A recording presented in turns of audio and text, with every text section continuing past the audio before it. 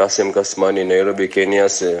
امیر اہل سنت کے بارگاہ میں سوال عرض ہے کہ جب ہم انگلش میں کچھ پڑھتے ہیں تو آواز سے نہیں پڑھتے، وہ زبان بھی نہیں ہلتی ہے، تو کیا اسلامی کتابیں جب ہم پڑھیں تو ایسا پڑھ سکتے ہیں اور ایسا پڑھنے سے ثواب ملے گا؟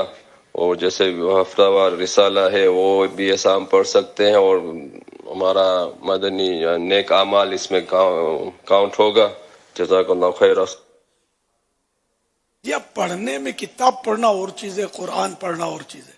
قرآن پڑھنا ہے تو اس کے بالکل مخارج سے حروف ادا ہوں، کانوں سے سنے، اتنی کم از کم آواز ہو وغیرہ، جو نماز میں پڑھتے ہیں۔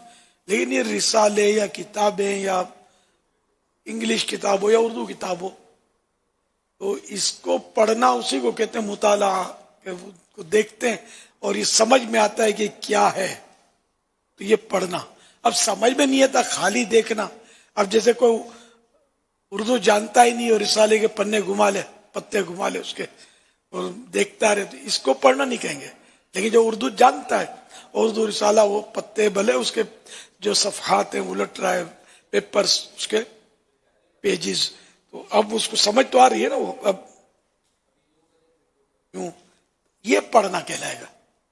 انشاءاللہ اس میں ثواب بھی ملے گا اور یہ نیک عمل پر عمل بھی ہوگا۔ اب مدنی انعامات نہیں کہتے، اب اس کو نیک اعمال کہتے ہیں۔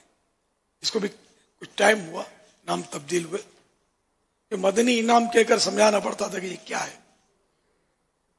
ہر آدمی تو نہیں سمجھتا نا کہ اس کا مطلب کیا ہے۔ نیک اعمال میں عام طور پر ہر آدمی سمجھتا ہے کہ نیک اعمال کیا ہوتے ہیں۔ صلو علی الحبیب صلی اللہ علی محمد۔